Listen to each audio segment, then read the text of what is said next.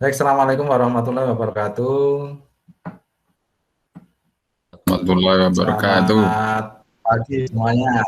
Sehat? Selamat Nggih, pagi. Mas Teo. Ya, Alhamdulillah. Untuk pagi ini kita yel-yel dulu untuk penyegaran. ya, Saya komando ya. Kita ya. SMK bisa, SMK hebat, vokasi kuat, menguatkan Indonesia. Terlalu panjang buatan? Betul. Ya. Saya sampaikan ya. Ya, SMK Hebat. bisa, SMK bisa. SMK hebat, Eh, vokasi kuat, Kuat. menguatkan Indonesia. Indonesia. Ya, jiwa raga kuat, Pak. Ya, Baik, untuk kesempatan pagi hari ini kita akan menyampaikan ya terkait dengan modul ajar yang ini sudah kami dapatkan dari BIMTEK SMK Pusat Keunggulan beberapa waktu lalu. Izin share untuk materi untuk pagi hari ini. Bentar.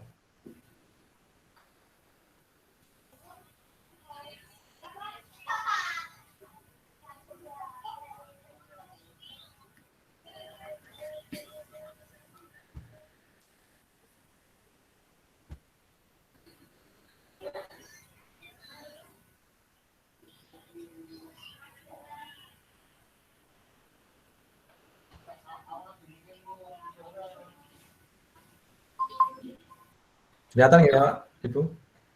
baru masuk. Sudah, Pak. Sudah. Nah, ya, memang agak lemot ini.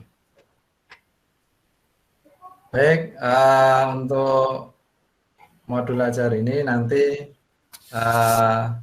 tujuan dari IHT ini nanti kita bersama-sama belajar bagaimana menyusun modul ajar untuk pembelajaran di kurikulum sekolah penggerak dan kurikulum SMK Pusat Keunggulan, yang mana ini ada beberapa perubahan ya, beberapa perubahan struktur yang nanti akan kita pelajari bersama. Nah, untuk saat ini nanti kita belajar terkait modul ajar.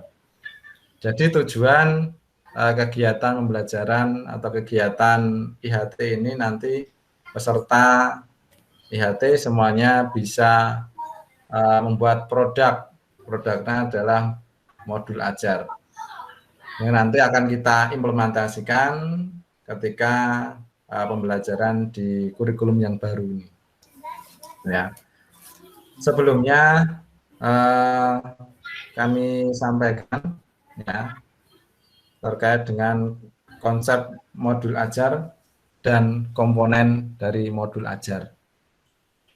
Sebenarnya ini sudah panjenengan semua ketahui ya, sudah mendarah daging sebenarnya. Modul ajar di kurikulum yang baru ini, kurikulum sekolah penggerak ini, bahwasanya dalam kurikulum yang lalu modul ajar ini seperti halnya RPP ya. Sejarahnya dulu ada rencana pelaksanaan pembelajaran itu yang berlembar-lembar, kemudian di tahun yang lalu kurikulum 2013 itu dirubah RPP menjadi satu lembar. Ya, sebenarnya RPP dengan satu lembar itu mudah membuatnya, tapi dalam pelaksanaan juga susah karena nggak ada rambu-rambunya, ya, hanya poin-poinnya saja. Membuatnya mudah, tapi implementasinya kebingungan, ya sulit. Oke. Nah, konsep dari modul ajar di situ ada beberapa dasar, yaitu alur tujuan pembelajaran, kemudian capaian pembelajaran. Capaian ini kita sudah mempelajari di hari yang lalu, ya. Kemudian profil pelajar Pancasila ini yang menjadi dasar nanti yang akan masuk dalam implementasi kegiatan pembelajaran. Di situ ada 6 dimensi. Oke, lanjut. Dalam kita menyusun modul ajar, itu ada beberapa komponen yang harus masuk di dalamnya. Oke. Nah, komponen itu terbagi menjadi 3 bagian: informasi umum, kemudian kompetensi inti, dan lampiran. Dalam informasi umum itu ada identitas sekolah, kemudian kompetensi awal, ya, kemudian profil pelajar Pancasila, kemudian sarana dan prasarana yang nanti akan digunakan dalam kegiatan pembelajaran, kemudian target peserta didik itu harus bisa apa, ya, tujuannya apa. Kemudian yang selanjutnya adalah mode pembelajaran yang digunakan itu apa, supaya nanti siswa itu bisa mengikuti pembelajaran dengan nyaman, mampu menangkap, mudah menangkap kegiatan pembelajaran itu modelnya apa. Ya, itu disesuaikan dengan capaian dari pembelajaran yang nanti akan kita rencanakan. Ya. Kemudian bagian yang kedua adalah kompetensi inti. Dalam modul ajar ini, seperti panjenengan sudah membuat rancangan pelaksanaan pembelajaran, bahwa kompetensi ini di situ ada tujuan pembelajaran, kemudian pemahaman bermakna, kemudian ada pertanyaan pematik, ya, pertanyaan pematik yang membuat siswa nanti akan berpikir, ya, berpikir kritis. Kemudian persiapan pembelajaran. Yang selanjutnya adalah kegiatan pembelajaran, kemudian diakhiri dengan asesmen, ya.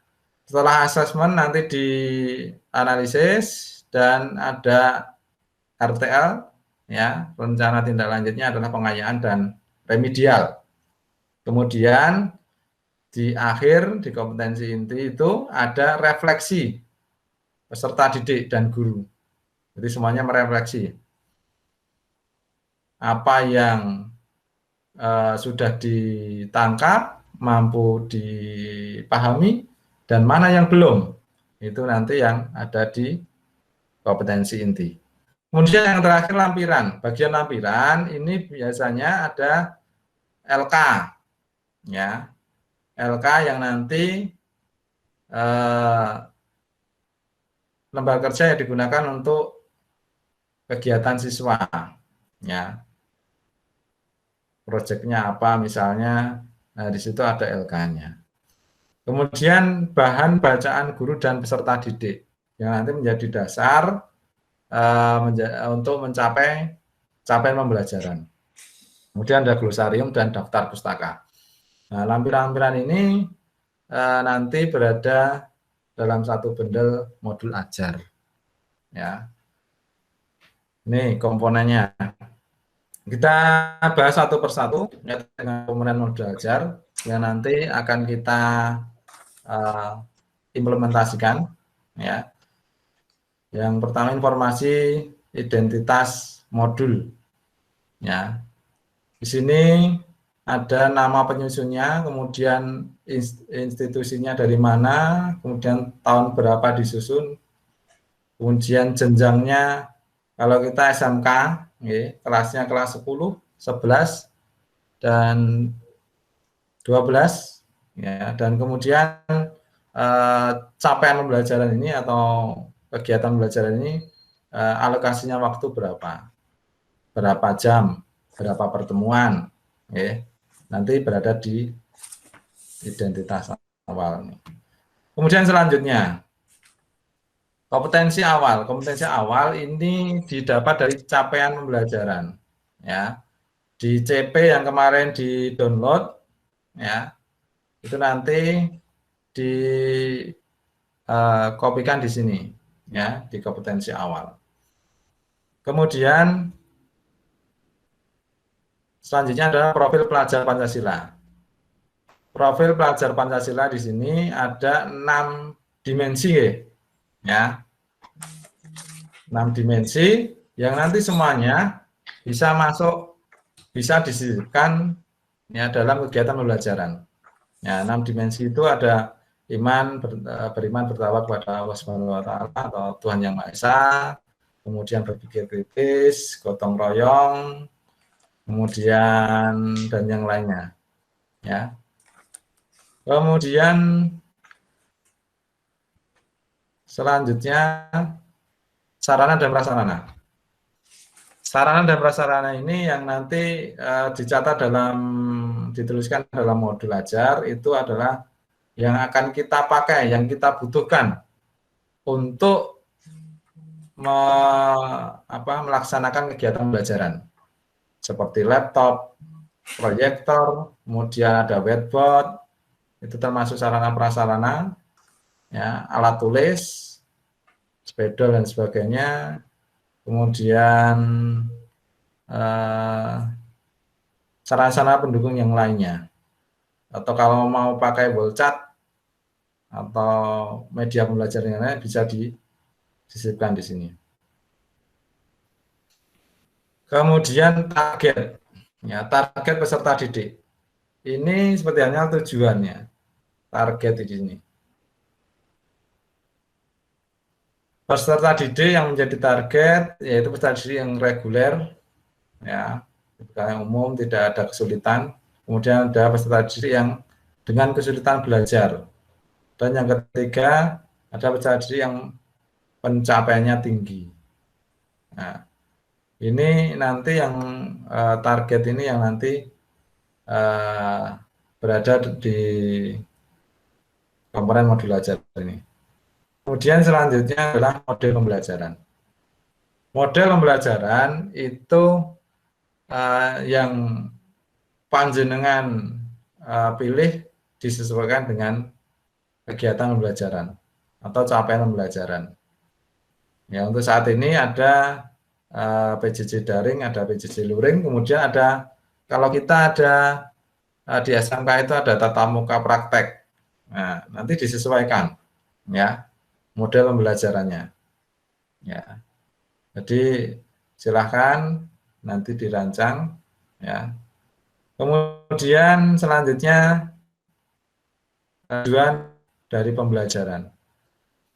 Ya, tujuan pembelajaran ini nanti di breakdown dari target tadi, ya, target capaian pembelajaran, kemudian di breakdown menjadi tujuan pembelajaran. Dan di sini kemarin sudah belajar tentang alur tujuan pembelajaran. Nah, nanti disesuaikan. Jangan sampai tujuan pembelajaran tidak berurutan, ya. Harus urut, relevan sesuai dengan tingkat atau tahapan untuk mencapai capaian pembelajaran. Ya, tuh. Kemudian pemahaman bermakna di sini nanti berisi informasi tentang manfaat peserta didik tersebut apabila mengikuti proses pembelajaran, memahami kegiatan pembelajaran itu apa yang diperoleh dari siswa. Nah, nanti ada sedikit motivasi, ya, supaya siswa juga akan menjadi tarik, ya, daya tarik untuk semangat untuk belajar, ya. Jadi ini harus kita munculkan, ya, sehingga siswa nanti, oh, ketika saya belajar ini saya nanti akan dapat seperti ini, ya. Jadi siswa harus tahu supaya nanti siswa juga bersemangat dalam mencapai capaian pembelajaran. Kemudian pertanyaan pematik ini dimunculkan, ya, ketika sudah disampaikan manfaatnya, siswa dipancing ya dengan pertanyaan-pertanyaan yang terkait dengan tujuan maupun capaian pembelajaran yang akan dicapai. Salah satu contoh di sini, apa yang membuat sebuah capaian menarik untuk dibaca. Nah, nanti siswa akan menanggapi. Ya. Kemudian jika kamu diminta untuk membuat akhir cerita yang berbeda, apa yang kamu usulkan? Nah, nanti akan muncul beberapa jawaban dari karakter siswa masing-masing. Nah, di situ nanti panjenengan semuanya bisa mengetahui ya pemahaman siswa itu sampai seberapa. Itu dari pertanyaan mematik ini. Ya. Karakternya seperti apa di masing-masing siswa.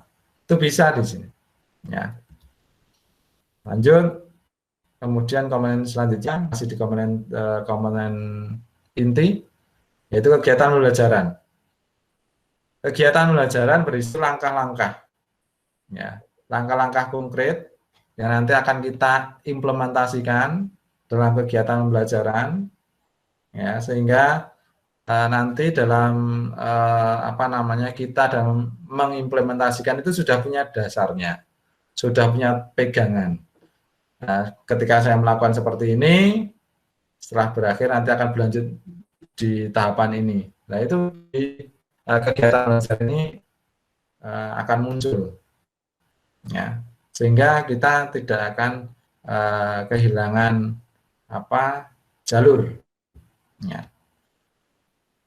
Kemudian yang terakhir adalah asesmen. Asesmen ini digunakan untuk mengukur capaian pembelajaran di akhir kegiatan. Jadi rentetan dari awal sampai akhir ya kegiatan pembelajaran siswa itu nanti akan ukur dengan asesmen. Jadi instrumennya ini. Ya. Jadi asesmen itu ada 3 ya, asesmen sebelum pembelajaran, ya, asesmen selama proses pembelajaran, dan asesmen pada akhir proses pembelajaran. Ya. Tuh. Kemudian selanjutnya asesmen dalam bentuk sikap, ya. Untuk asesmen untuk sikap, untuk performa itu skill, ya. Kemudian ada yang berbentuk tertulis, ya. Itu. Kemudian selanjutnya adalah pengayaan dan remedial. Setelah kita menganalisis hasil asesmen, maka kita harus merancang pengayaannya nanti seperti apa, kemudian remedialnya akan seperti apa. Ya. Jadi Bapak Ibu nanti juga merancang, ya, siswa yang nanti nilainya melebihi KKM nanti dapat pengayaan. Ya. Nanti akan mempelajari hal-hal yang lebih mendalam. Nah, nanti akan dirancang di situ. Kemudian remedialnya, kalau untuk siswa yang kurang dari KKM seperti apa penanganannya? Dikasih ulangan, ya, ulangan materi, pembelajaran, kemudian berakhir di asesmen lagi, ya, dicek lagi. 5 menit lagi, Pak. Oke. Kemudian lembar kerja peserta didik. Ini ada di lampiran, kemudian bahan bacaan peserta didik dan guru, ini boleh buku atau sumber-sumber yang lain, bisa dari internet, ya. Kemudian ada glosarium, ya, ini istilah-istilah dalam pembelajaran ini yang mungkin belum diketahui, nanti bisa ditulis di sini. Kemudian yang terakhir adalah daftar pustaka, ya, daftar pustaka. Oke, Bapak Ibu, nanti setelah ini panjenengan bisa mencoba membuat. Ini sudah kami contohkan di sini. Terlihat betul, Pak? Belum kelihatan. Contohnya belum. Saya coba sharing ulang ya. Ya. Saya coba sharing ulang. Jadi ini contohnya yang akan kita implementasikan.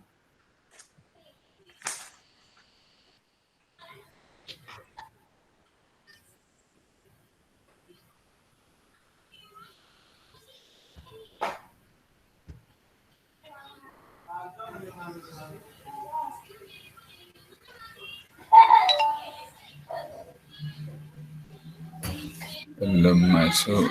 Nah, nih silakan dicermati ya. Ini salah satu contoh modul ajar. Sudah kelihatan, Bapak? Sudah. Sudah. Ya. Dasar-dasar pengembangan perangkat lunak dan game kelas 10. Nah, video elemen ini ada di capaian pembelajaran di CP yang sudah di-download kemarin, itu tinggal dikopikan di sini. Kemudian deskripsinya juga. Kemudian kelas ini nanti panjenengan mengajar di kelas apa? Kelas 10 apa? TKJ apa? Ya. Nanti alokasi waktu. Alokasi waktu ini sesuai dengan capaian pembelajaran. Ya. Nanti silakan bisa dirancang, dihitung sesuai dengan struktur. Ya. Kemudian capaian pembelajaran ini kira-kira akan ditempuh berapa pertemuan. Nah, dengan jumlah itu, kemudian pembagian jadwal, ada beberapa teman, kemudian yang kita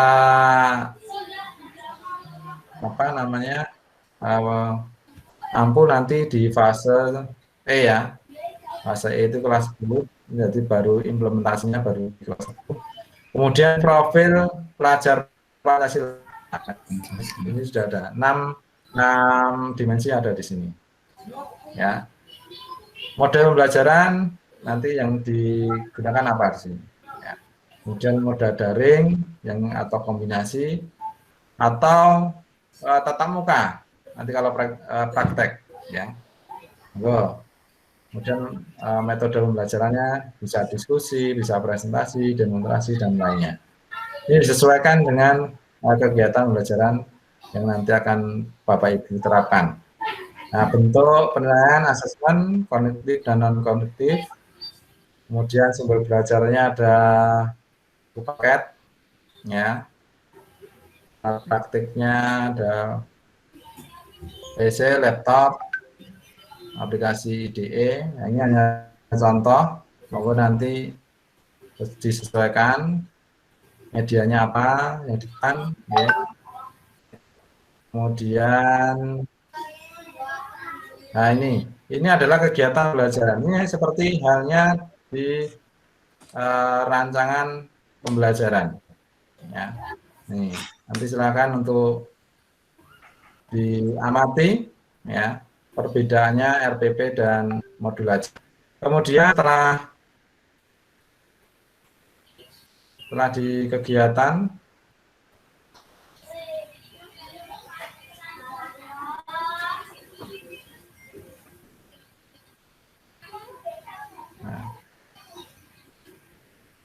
refleksi, ada lembaga, ya. Nah, lampiran.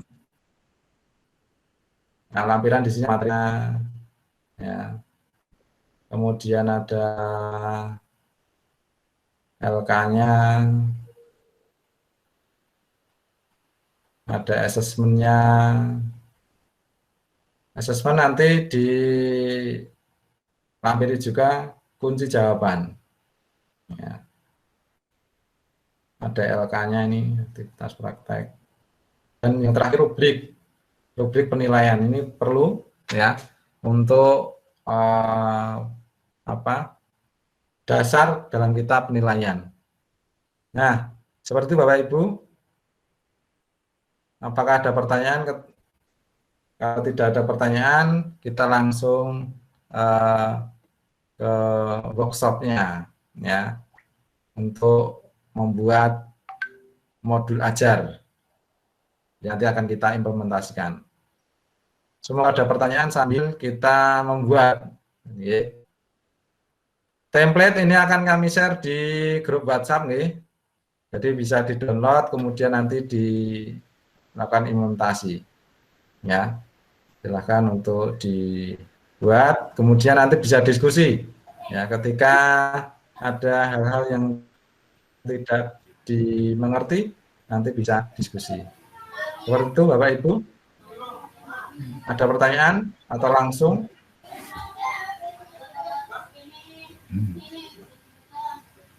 Langsung tanya Pak Sigit. Sedikit. Jadi untuk modul ajar itu sama dengan RPP yang dulu itu ya? Terus itu nanti harus seperti itu formatnya atau bisa variasi? Itu aja Pak. Ya. Terima kasih Pak Sugeng. Ya, yang pertama, apakah sama RPP dengan modul ajar? Hampir sama Pak. Jadi hampir sama RPP dengan modul ajar, hanya komponen-komponen yang berbeda. Ya, ada sedikit yang berbeda. Ya, nama-namanya juga berubah. Seperti KIKD sekarang menjadi capaian pembelajaran. Nah, nanti untuk template-nya monggo sekreatif mungkin. Yang jelas komponen-komponen itu harus ada. Ya, di sana ada panduan untuk komponen-komponennya. Ya, semuanya harus ada. Ya. Mungkin itu Pak Sugeng sudah jelas? Sudah Pak, terima kasih. Pak Dian? Mau tanya Pak Sigit, untuk komponen modul ajar kan ada 3 bagian ya Pak Sigit tadi, informasi umum, komponen inti, dan lampiran. Untuk informasi umum itu apakah semacam kalau kita di RPP sebelumnya itu kan hanya kompetensi intinya yang di situ ya Pak. Lalu nanti kita jabarkan pada komponen intinya. Sekarang berubah menjadi capaian pembelajaran ya Pak Sigit. Kapan ya? Hanya itu pemahaman kami Pak. Terima kasih Pak Sigit. Terima kasih. Langsung workshop nggih? Ya.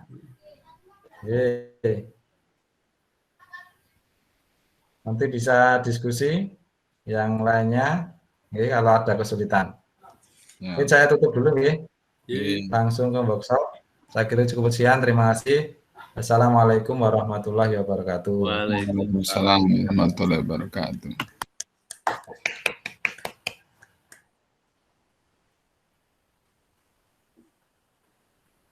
Sudah?